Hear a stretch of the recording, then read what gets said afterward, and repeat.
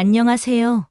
저는 지방직 세무공무원으로 일하고 있고 남편은 같은 연배의 행정직 공무원이에요. 이 일을 한 지는 벌써 15년이 훌쩍 넘었습니다. 20대 중반, 다른 친구들이 취업을 준비하거나 연애에 푹 빠져 있을 무렵, 저는 두꺼운 법령집과 씨름하며 하루하루를 보냈습니다. 그 시절 제게 젊음이란 사치였죠. 당시 아버지 사업이 무너지면서 집안이 순식간에 어려워졌거든요. 고등학교 때까지 넉넉하진 않아도 평범하게 살았는데 대학 입학을 앞두고 아버지의 사업이 부도가 나면서 모든 게 바뀌었어요. 집도 팔고 전세로 쫓겨가고 학자금 대출과 아르바이트로 대학을 버텨야 했죠. 그때부터 저는 안정적인 직업이 제 삶의 유일한 목표가 되었습니다. 솔직히 말하면 꿈이라는 단어는 제게 사치였어요. 그래서 공무원이 되기로 마음먹었고 한번 꽂힌 목표는 무섭도록 달렸습니다. 운 좋게도 20대 후반에 구급 세무직 공무원 시험에 합격하면서 제 인생의 첫 안정이라는 걸 손에 쥐게 되었어요. 그 무렵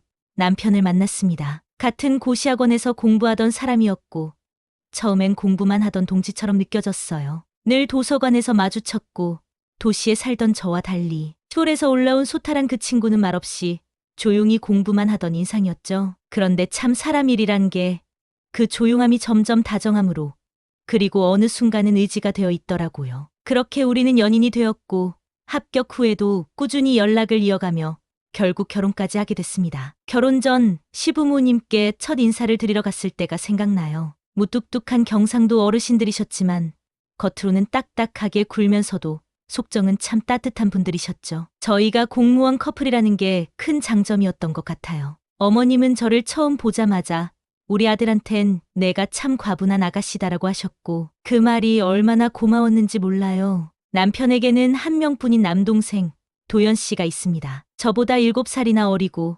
남편과는 나이 차가 좀 나지만 두 사람은 친구처럼 지냈어요. 사실 저도 처음 도연 씨를 봤을 때 귀여운 동생 같네 싶었지요. 고등학생 때는 사고도 좀 치고 방황도 했다고 하는데 결국 마음 잡고 공부해서 좋은 대학 법대에 진학하고 졸업 후에는 변호사 시험에 합격했어요. 그 소식을 들었을 때 진심으로 축하해줬습니다. 그만큼 시댁 식구들과의 관계는 원만했어요. 저는 진심으로 시부모님을 부모님처럼 생각했고 시동생도 친동생처럼 챙겼습니다. 명절 때면 어머님과 함께 전을 부치고 김치전을 만들고 그 와중에 도련님이 방에 있으면 간식도 갖다 주곤 했죠. 사실 동서가 생기면 더 재밌겠다는 생각도 했습니다. 여자들끼리 이런저런 얘기 나누면서 친자매처럼 지낼 수도 있으니까요. 그런 제 바램처럼 도련님에게도 사랑이 찾아왔습니다. 상대는 이름이 은지라는 여성이었고 대학병원에서 레지던트로 근무 중인 의사라고 했어요. 인물도 단정하고 말투도 깍듯하다며 시어머님이 무척 흡족해 하셨죠. 첫 만남 후 저희에게도 사진을 보여주셨는데 진짜 인상이 좋고 또렷하게 생긴 분이더라고요. 도련님이 참 좋은 사람 만났네 싶었죠. 그때만 해도요. 둘은 연애를 오래 끌지 않았습니다. 은지 씨 쪽에서도 적극적으로 결혼 이야기를 꺼냈고 양가 부모님도 기쁜 마음으로 결혼을 허락하셨어요. 저희 부부는 결혼 준비를 도와주며 내심 기대했죠. 새 식구가 들어오면 명절도 제사도 더 따뜻해지지 않을까 싶었거든요. 그런데 첫 번째 명절, 그러니까 동서가 처음 시댁에 들어온 설날, 분위기가 묘하게 어긋났어요. 형님, 저 진짜 요즘 집에 오면 손에 감각도 없고 정신도 없어요. 병원 일 진짜 장난 아니에요. 그 말을 하는 얼굴엔 짜증이 어렸고 말투는 생각보다 날이 서 있었어요. 전 처음이라 긴장해서 그런가 보다 했죠. 어머님도 그래, 은지야. 좀 앉아 있어. 미진이가 좀 도와주고 있거든 하셨고요. 그날 동서는 주방에 발도 들이지 않았습니다. 시어머님은 어색하게 웃으셨지만 사실 내심 서운한 기색이 얼굴에 뚜렷했어요. 저는 그걸 보며 그냥 덮었습니다. 그래, 나도 처음엔 그랬을 거야. 처음이라 서툴고 힘들 수 있어. 하지만 그게 시작이었습니다. 그 후로 명절이나 제사, 시댁 행사가 있을 때마다 동서는 어김없이 방에 틀어박히거나 식탁에 앉아 피곤하다는 말만 반복했어요. 요즘 잠을 하루에 3시간도 못 자요. 어제 응급콜로 새벽 2시에 나갔어요. 처음엔 동정심이 들었고 몇 번은 제가 더 챙기기도 했습니다. 그런데요. 이상하게도 동서의 말은 점점 피곤하다 해서 왜 나만 해야 하냐는 투로 변해갔어요. 도와달라는 말은 한 번도 해본 적이 없는데도 자신이 뭔가 억울하다는 투로 저를 바라봤죠. 그리고 어느 날 시댁 행사 후 설거지를 마치고 거실로 나왔는데 동서가 제 뒷담을 하고 있더군요. 형님은 그냥 공무원이시잖아요. 정해진 시간에만 일하고 연봉도 고정돼 있고 솔직히 피곤함 자체가 다르죠. 저는 하루에 몇 시간씩 서 있고 응급환자 받느라 밥도 못 먹어요. 근데 형님은 그런 저랑 비교하면서 저한테 자꾸 뭘 기대하시니까 참 저도 사람인데 속상하죠. 그 자리에 있던 도련님은 당황하며 저를 바라봤고 어머님도 표정을 굳히셨어요. 전들은 척도 안 하고 그대로 조용히 방으로 들어왔죠. 그날 밤 남편이 조심스레 묻더라고요. 당신 속상하지?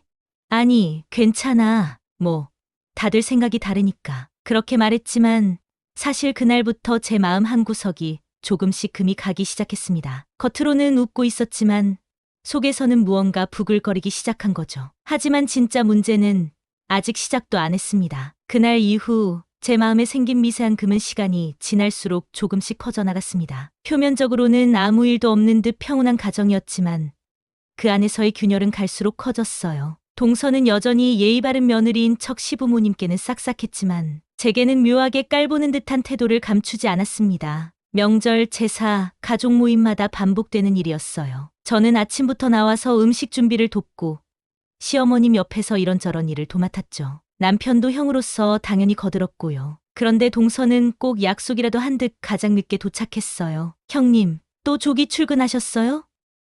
진짜 부지런하시다. 입꼬리엔 웃음을 걸치고 있었지만 말투에선 늘 미묘한 비아냥이 섞여 있었습니다. 저는 병원에서 야근하고 바로 와서 오늘 컨디션이 정말 안 좋아요. 죄송해요.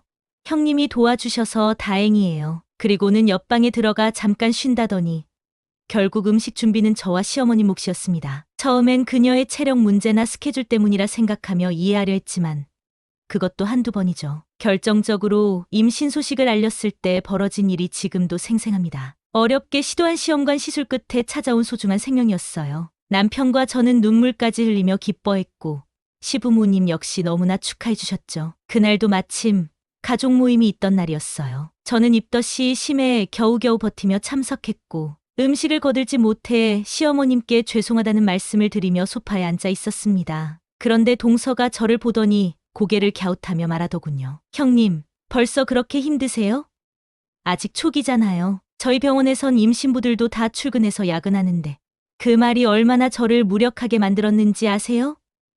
그 순간 모든 감정이 뒤엉켰어요. 나는 왜 이렇게 나약할까 하는 자책부터 시작해 동서는 왜 항상 비교하는 걸까? 라는 분노까지. 그리고는 그 자리에서 이런 말까지 덧붙였습니다. 형님은 남편도 공무원이시잖아요. 솔직히 한 달에 얼마 버시는지 다 알잖아요. 애 키우려면 진짜 돈 많이 들어가요. 시험관까지 하셨다니 더 걱정돼서요. 혹시 아주버님께서 이중근무라도 하셔야 되는 거 아니에요? 말끝마다 걱정돼서라는 단서를 달지만 속뜻은 뻔했습니다. 공무원 월급이 작아서 아이 하나 키우기도 빠듯하겠다는 의미였죠. 제 남편은 순간 얼굴이 굳었고 말없이 물을 마시러 자리를 떴습니다. 그날 밤 집으로 돌아오는 길에 차 안에서 남편이 입을 열었어요. 여보, 그 말 나도 들었어. 나 그냥 못 들은 척했어. 당신이 참는 게 미안해서 그래. 말할까? 도연이한테. 아니, 아직까진 괜찮아. 그 말이 정말 괜찮아서가 아니라 아직 참을 여지가 남아있어서였다는 걸. 그땐 나 자신도 속이고 있었던 것 같아요.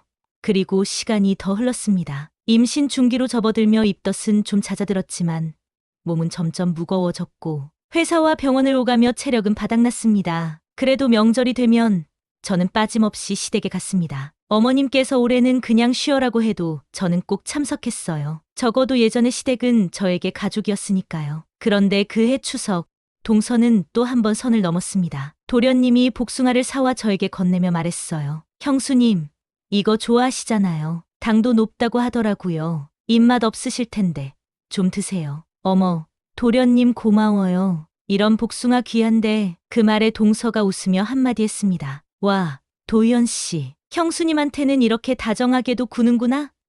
저한테는 과일 한 번 손수 챙겨준 적 없는데 형님이랑 무슨 일이라도 있는 거예요? 장난처럼 웃는 말투였지만 그 자리의 공기는 순식간에 쌓여졌습니다. 도련님 얼굴도 굳었고 남편은 천천히 고개를 들어 동서를 바라봤죠. 지금 그 말 농담 맞아요? 에이, 왜 그렇게 예민하세요? 그냥 웃자고 한 말인데. 그날 이후 저는 완전히 결심했습니다. 더는 이 관계를 좋게 유지하려 애쓰지 않기로요. 그동안 참고 배려한 건 가족이니까.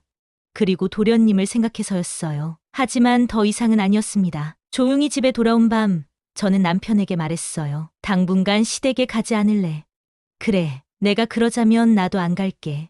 아니, 당신은 다녀와. 난 그냥 동서 얼굴을 당분간은 보고 싶지 않아. 남편은 조용히 제 손을 잡고 말했어요. 하연아, 나도 사실은 참느라 힘들었어. 그날 이후로 우리 부부는 시댁에 가지 않았습니다. 그리고 동서가 어떤 반응을 보일지 궁금해하면서도 한편으로는 아예 신경 끄기로 했습니다. 하지만 그게 끝이 아니었어요. 더 큰 일이 기다리고 있었죠. 그날은 구정 연휴 전날이었어요. 겨울답게 기오는 영하를 맴돌았고 차가운 공기처럼 제 마음도 얼어붙어 있었습니다. 임신한 몸으로 병가까지 내며 집에서 안정을 취하고 있었지만 시댁 식구들은 이번 명절은 꼭 얼굴 보자는 말을 몇 번이나 해오셨고 결국 짧은 시간이라도 다녀오기로 했습니다. 시어머님은 평소와 다르게 며칠 전부터 계속 전화를 주셨죠. 하연아, 이번에 와도 절대 주방일 안 시킨다. 생선이랑 나물은 내가 다 해놨어. 너는 앉아서 쉬기만 해. 그 말이 그렇게 따뜻하게 들릴 수가 없었어요.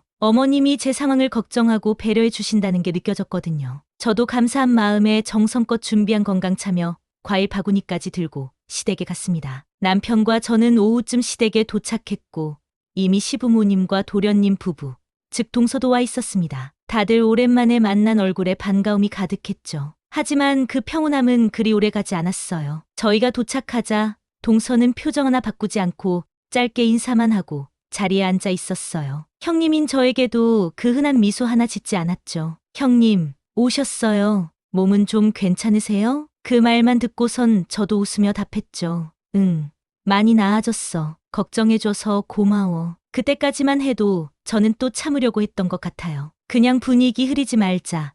내가 어른이니까. 하지만 사건은 아주 사소한 말 한마디에서 터졌습니다. 거실 소파에 앉아있던 저에게 도련님이 조심스럽게 복숭아를 건네며 말했어요. 형수님, 이거 좋아하시잖아요. 겨울 복숭아 구하기 어렵던데 하나 사봤어요. 입맛 없으실 테니 조금이라도 드세요. 진심이 느껴지는 그 말에 고마운 마음이 들어 고마워요. 도련님. 마음 써줘서 너무 고마워요 하고 웃었죠. 그런데 옆에 있던 동서가 그걸 보더니 눈꼬리를 치켜 올리며 이렇게 말하는 겁니다. 오 도련님, 형수님한테는 정말 다정하시네요. 저한테도 한번 그렇게 해보시지 그랬어요? 그 말이 던져진 순간 방 안의 공기가 순간 정지한 듯 조용해졌습니다. 도련님이 당황한 듯 말했죠. 아, 그게 복숭아는 형수님이 입덧 심하시다고 하셔서 샀어. 형수님이 복숭아 워낙 좋아하셨으니까. 역시 형님은 뭐든 챙김받는 위치라 좋으시겠어요. 저도 어지간히 힘든데요. 제 심장이 덜컥 내려앉는 기분이었어요. 저는 웃으며 말했죠. 동서, 복숭아 하나에 뭘 그렇게 민감하게 굴어. 그냥 도련님 마음 아니겠어? 그 말이 끝나기 무섭게 동서가 말했습니다. 형님, 저 민감하게 군 거 아니에요. 그냥 요즘 드는 생각을 말한 것뿐이에요. 형님은 임신했다고 다들 너무 예민하게 반응하시고 저희는 그냥 있어도 당연히 도와야 하는 사람 같잖아요. 아, 물론 공무원이시니까 시간적 여유가 많아서 그런 거겠지만요. 그 순간 손에 쥐고 있던 물컵이 덜컥 흔들렸습니다. 지금 뭐라고 했니? 형님, 제가 뭘 그렇게 잘못 말했나요? 제가 요즘 병원에서 하루에 몇 시간씩 서서 진료 보고 당직까지 서는데 솔직히 형님이 너무 여유롭게 행동하시는 게 저는 좀 납득이 안 가요. 임신했다고 너무 특권의식 갖고 계신 건 아닌지. 정적. 누가 한마디라도 하면 공기가 무너질 것 같은 긴 침묵. 남편이 일어서서 말했습니다. 재수 씨, 지금 그 말 다시 생각하고 말해요. 지금 너무 위아래도 없이 막말하는 거 아니에요? 아주버님, 오해 마세요. 전 그냥 상황을 말한 거예요. 쟤도 힘들다는 것도 말 못하나요? 그걸 왜 하필 지금 이 자리에서 그런 식으로 말하냐고요? 그렇게 남편이 목소리를 높인 건 처음이었어요. 그 장면을 본 시어머님이 깜짝 놀라며 말리셨죠. 얘들아, 명절날 이게 무슨 소리야. 하연아, 너 괜찮니? 그때 저는 더는 못 참겠다는 생각뿐이었어요. 천천히 자리에서 일어나 소파에 무릎을 꿇고 앉았습니다. 동서, 형님으로서 묻는다. 내가 그렇게 우습게 보여? 아니요. 저는 그냥 내가 하는 일, 내가 사는 방식, 내가 살림도 넉넉하지 않은데 임신한 게 그렇게 비웃음 당할 일이니? 말끝이 떨렸어요. 울지 않으려고 정말 꾹 참았는데 눈물이 주르륵 흘러내렸습니다. 그때 도련님이 벌떡 일어나 동서를 향해 말했어요. 지영아, 지금 당장 사과해. 형수님께 당장. 왜? 나만 나쁘다고 몰아가? 나도 진심이었는데 그 진심이 남을 아프게 하는 말이면 그건 독이야.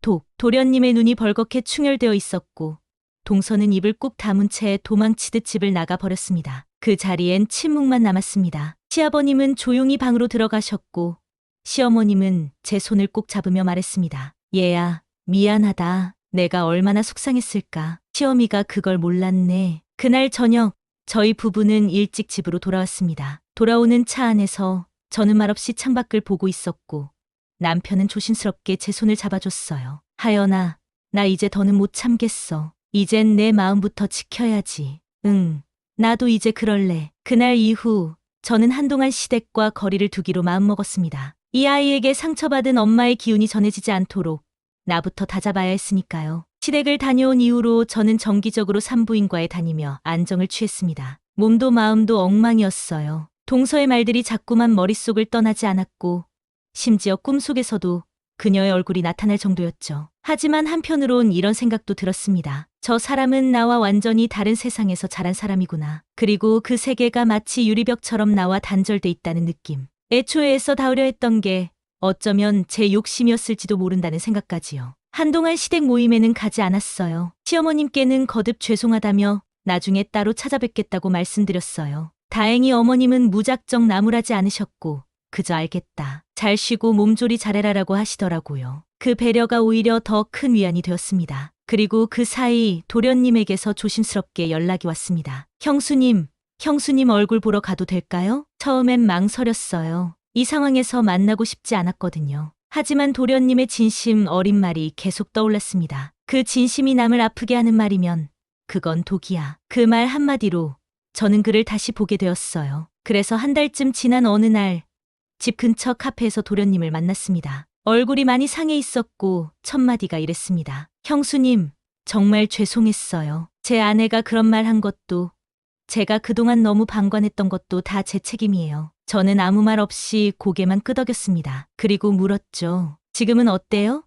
도련님하고 동서 사이. 도련님은 한숨을 쉬며 고개를 떨구더군요. 많이 다퉜어요. 처음엔 지영이도 자기가 뭘 잘못했는지 모르더라고요. 자기 입장에선 형수님이 너무 대접받는 게 불편했던 거고 나는 그걸 그냥 참고 넘겼고 그게 결국 이렇게 터진 거죠. 저는 물었어요. 그래도 다시 잘해보려고요? 글쎄요. 아직은 모르겠어요. 그냥 지금은 각자 좀 생각할 시간이 필요할 것 같아요. 그 말이 왠지 쓸쓸하게 들렸습니다. 그래도 저는 그 말 속에서 도련님의 성장도 느낄 수 있었어요. 가족의 평화를 위해 묵묵히 참기만 했던 그가 이제는 자신의 감정과 관계의 경계에 대해 생각하기 시작한 거니까요. 며칠 후 시어머님께서 조심스레 제게 문자를 보내셨습니다. 하연아, 몸은 좀 어떠니? 생선찜 해놨는데 보내줄까? 짧은 문자였지만 저는 결국 눈물을 흘리고 말았습니다. 그렇게 조심스럽게 천천히 다가와 주는 시어머님의 마음에 마음이 녹아내렸어요. 네, 어머님. 감사합니다. 요즘 입맛 없는데 생선찜 너무 좋을 것 같아요. 그 후로 저는 조금씩 시댁과의 관계를 회복해 나갔습니다. 물론 동서와는 아직 대면하지 않았지만 마음이 조금은 정리된 상태였어요. 저도 동서도 각자의 자리에서 자신의 생각을 돌아보고 있을 거라 믿었고 꼭 가까워지지 않더라도 적당한 거리에서 상처 주지 않고 지낼 수 있다면 그걸로 됐다는 생각이 들었어요. 그러던 중 도련님 부부에게 변화가 생겼다는 얘기를 들었습니다. 당분간 별거를 하기로 했다고요. 서로가 너무 다르다는 걸 인정하고 그 다름을 이해하려면 시간이 필요하다고 말이죠. 그 소식은 안타깝기도 했지만 한편으로는 차라리 잘된 일이라는 생각도 들었습니다. 그 누구도 억지로 유지되는 관계 속에서 버티고만 있을 필요는 없으니까요. 그리고 저는 어느새 출산일이 가까워졌습니다. 남편은 더없이 든든한 모습으로 제 곁을 지켰고 시어머님은 주기적으로 집에 반찬을 보내주셨어요. 그 속에 쪽지가 하나씩 들어있었죠. 우리 하연이 엄마가 늘 응원한다. 어느 날엔 이런 쪽지도 있었습니다. 은지야, 내가 네 편 못 들어줘서 많이 미안했다. 이제라도 더 아껴줄게. 그 쪽지를 손에 쥐고 저는 다시 한번 결심했습니다. 나는 이 아이에게 좋은 가족을 보여주고 싶다고. 완벽하진 않아도 서로를 위하는 가족, 감정을 존중하고 아픔을 알아보는 그런 가족이요. 가족이란 무조건 가까워야 좋은 게 아닙니다. 서로의 다름을 이해하고 적절한 거리를 유지하며 존중하는 것. 그것이 더 깊은 사랑의 형태일지도 모르죠. 오늘 사연처럼 때로는 상처 속에서 진짜 관계가 다시 피어납니다. 여러분의 생각은 어떠신가요? 댓글로 남겨주세요.